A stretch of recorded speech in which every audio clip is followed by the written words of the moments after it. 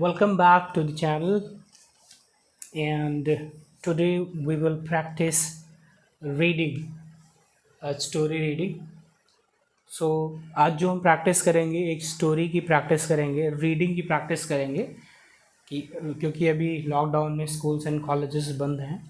सो आप इनके through reading करना शुरू करिए अगर आप घर पर नहीं पढ़ पा रहे हैं। सो मैं आपको बताता चलूँगा और एक्सप्लेन करता चलूँगा जो भी वर्ड्स होंगे इसके बीच में, ठीक है। सो आइए शुरू करते हैं। This story about oak tree and the wild cat. Oak tree और एक जंगली बिल्ली की कहानी है ये। सो आइए शुरू करते हैं। आप ध्यान से सुनिएगा ताकि आपको जहाँ नहीं समझ में आए आप वीडियो को रिवाइंड करके देख सकते हैं और फिर उसके अकॉर्डिंग आप खुद भी स्टोरी रीडिंग कर सकते हैं, ठीक है।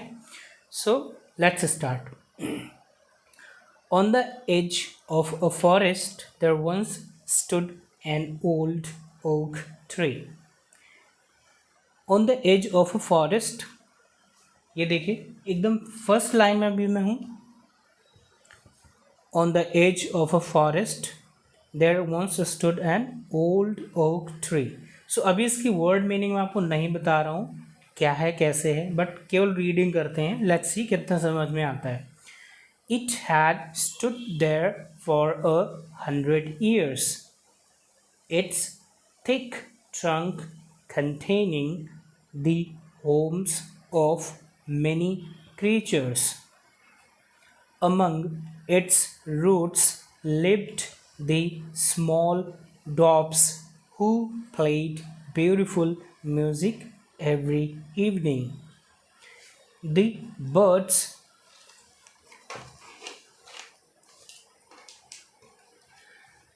who lived in its branches chirped all day. The deer and rabbits often stopped by to listen to their songs. One day, a wild cat was seen prowling in the forest. All the other animals were terrified because she was hungry and looking for food. So they hid in their homes, waiting for her to pass by. Suddenly, she saw the old oak tree and decided to live among its roots.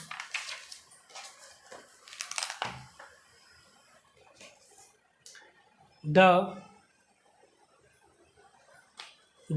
dwarfs decided to leave their homes as it was too dangerous to live with the cat. They had been living there happily for many years, so they cried as they went away. Soon all the animals left their homes in the tree in order to save their lives. The oak tree was very sad to see them go. It wanted to get rid of the cat but did not know how to do it.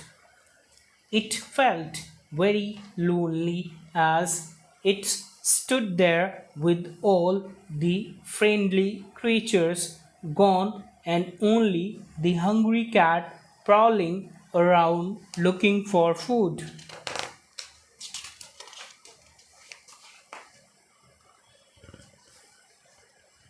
The oak tree was so upset that it began to cry. It cried so much that a pool of water was formed among its roots. Though it tried to stop, he couldn't. The small pool of water soon turned into a lake and flooded the homes in the lower part of the tree trunk. The wild cat was terrified. She hated water and couldn't swim, but somehow she saved herself from getting drowned. Then off she ran into another forest and was never seen again. However, by now the lake of tears had grown so big that it flowed down the mountain straight into a dried up pond where two sad frogs lived. The frogs were so surprised to see the fresh water and they decided to find out where it was coming from. Being good swimmers, they went up and steam until they reached the oak tree. They went up the stream until they reached the oak tree.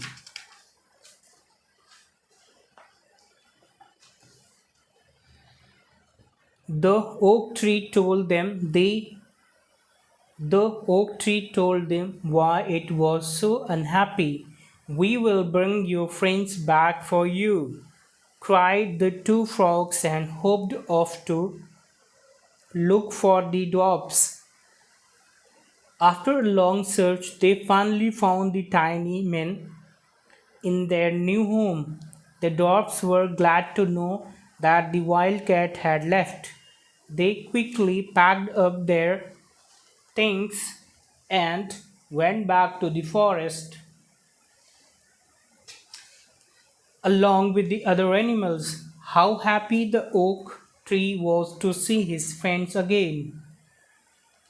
It shed a few tears of joy and then stopped crying. As a result, the streams of tears also stopped flowing. The dwarfs started cleaning out the tree while it was drying in the sun. They had a big party. The whole forest came back to life.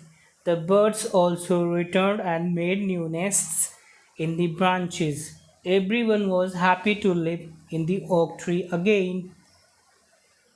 Thank you so आइए देखते हैं इसका छोटा सा translation, क्योंकि इसमें कई सारे पेजेस हैं और मैं कोशिश करूँगा कि आपको छोटे छोटे सेंटेंसेस को बता सकूँ. सो मुश्किल नहीं है बट समझ लेते हैं थोड़ा सा. सो फर्स्ट देखिए, on the edge of a forest there once stood an old oak tree. On the edge of a forest, edge का मतलब होता है छोर या किनारा. There once stood an old oak tree, तो जंगल के किनारे पर once stood an old tree, oak tree. तो इसको ऐसे समझते हैं, एक बार एक जंगल के किनारे पर एक ओक का पेड़ था. It had stood there for 100 years. So sorry, यहाँ पर देखिए लिखा है it had stood there for 100 years. It had stood there, ये वहीं पर था फॉर 100 years, 100 सालों से. स्टैंड स्टूड मतलब खड़ा होना होता है, बट पेड़ तो ऐसी चीज़ है नहीं जो खड़ा होगा और बैठेगा, बट इसका सेंस यहाँ लिया जा रहा है कि वो 100 सालों से वहीं पर खड़ा हुआ था, बट खड़ा हुआ नहीं बोलेंगे. So it had stood there for 100 years, ये 100 सालों से वहीं पर था. Its thick trunk containing the homes of many creatures. Its thick trunk का मतलब ऐसे हाथी का सूंड होता है, लेकिन जो पेड़ की मोटी शाखाएं होती हैं या जिसको बोल सकते हैं डालियाँ, वैसे डालियों को तो हम ब्रांचेस कहते हैं, शाखाएं कहते हैं, बट ट्रंक का मतलब तना बोल सकते हैं, या स्टेम भी तना ही होता है. So it's thick trunk containing it's Holmes for many creatures. तो इसकी जो डालियाँ थीं या इसका जो तना था वो काफ़ी सारे जानवरों का घर था, मतलब बहुत सारे जानवरों ने वहाँ पर अपना घर बना रखा था.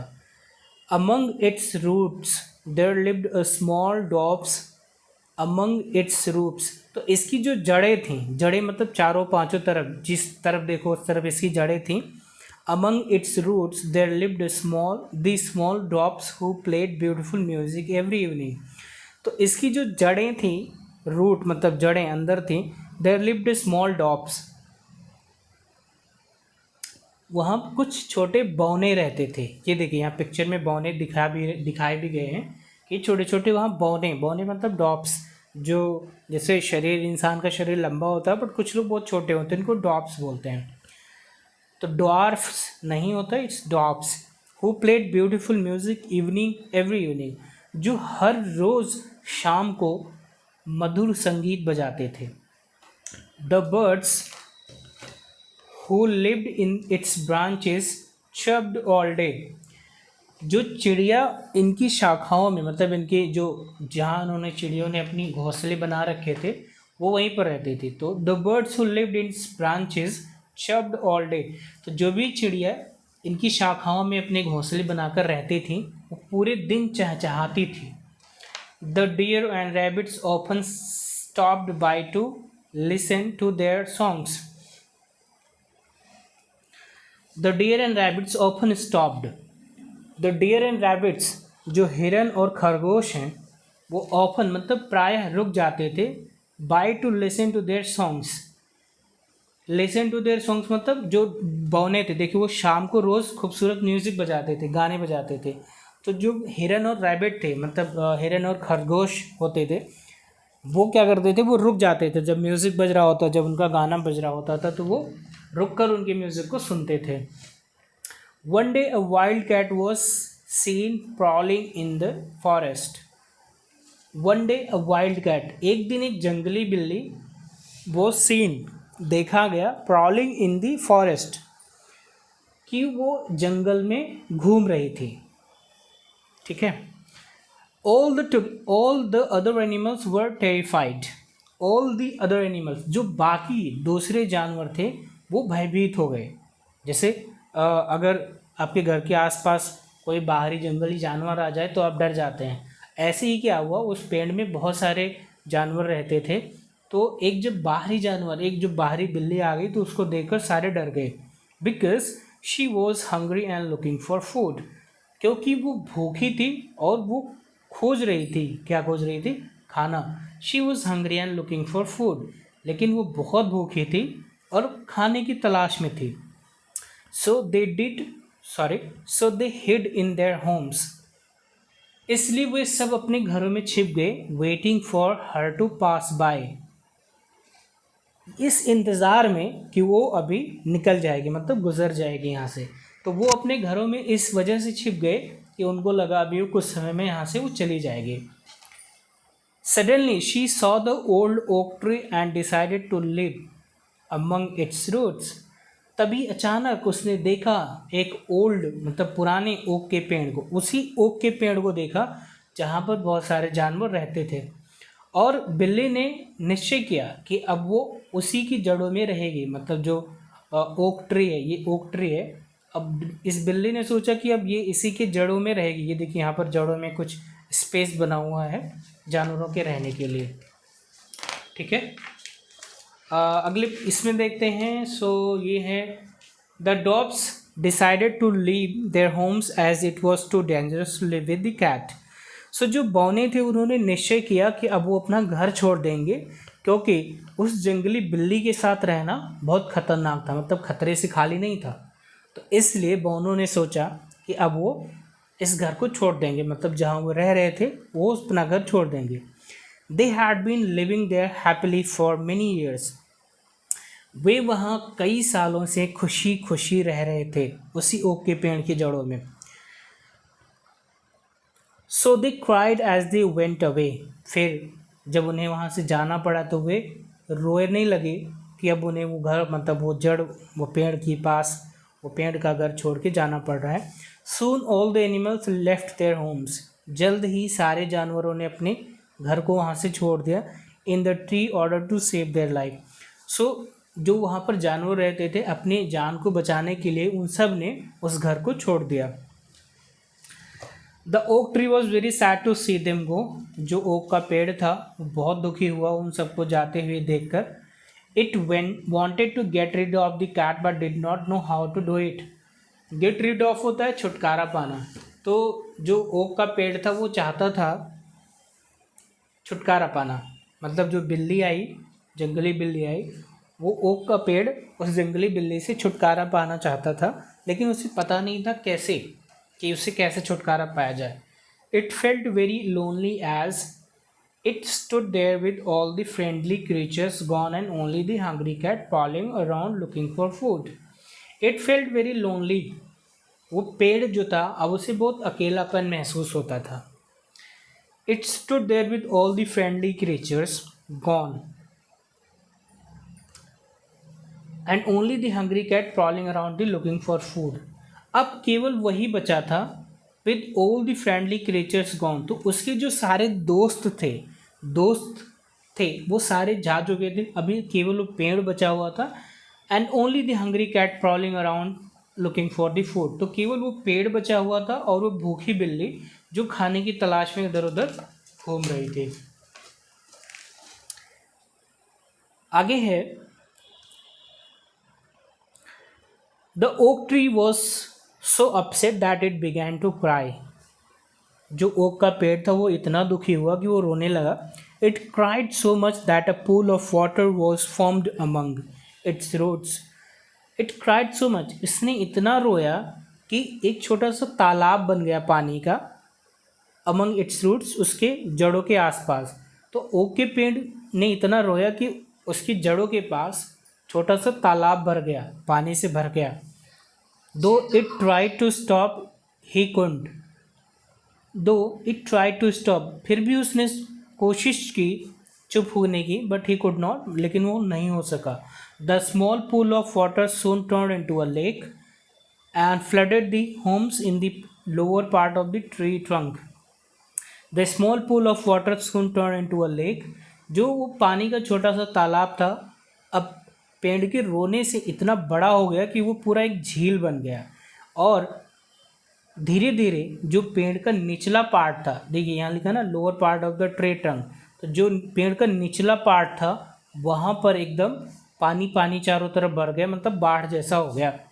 The wild cat was terrified. जो जंगली बिल्ली थी अब वो भयभीत हो गई. She hated water and couldn't swim but somehow she saved herself getting drowned. She hated water, उसे पानी से नफरत थी. एंड कुड नॉट स्विम, लेकिन वो तैर नहीं सकती थी. But somehow she saved herself, लेकिन कैसे भी करके उसने आपको बचा लिया डूबने से. Then off she ran into another forest and was never seen again. And then was off she ran, फिर वो वहाँ से भाग गई इनटू अनदर फॉरेस्ट, एक दूसरे जंगल में. And was never seen again, फिर उसे कभी दोबारा देखा नहीं गया. ठीक है. आगे है, however by now the lake tears had grown. लेकिन अभी तक जो पेड़ था उसके आंसू से जो पानी निकले अब वो बहुत ज़्यादा हो गए थे. So a big that it float down the mountains had grown big so that it float down the mountains. और वो पहाड़ों के नीचे भी बहने लगा. Straight into a dried up pond, straight सीधे एक सूखी हुई तालाब में. Where two sad frogs live, जहाँ पर दो बेचारे मेंढक रहते थे. बेचारे मतलब क्योंकि उनके पास पानी नहीं था जहाँ वो रहते थे, तो इसलिए वो दुखी थे. The frogs were so surprise to see the fresh water and they decided to find out where it was coming from. जो दोनों मेंढक थे उन्हें बहुत आश्चर्य हुआ कि ये इतना ताज़ा पानी आ कहाँ से रहा है, और उन्होंने निश्चय किया कि वो खोजेंगे कि कहाँ से पानी आ रहा है. बीइंग गुड स्विमर्स, ऐसा कि बीइंग गुड स्विमर्स मतलब कि एक अच्छा तैराक होने के नाते, they went up the stream until they reach the oak tree. तो वो पानी की धारा में चले गए जब तक वो ओक ट्री के पास नहीं पहुंच गए.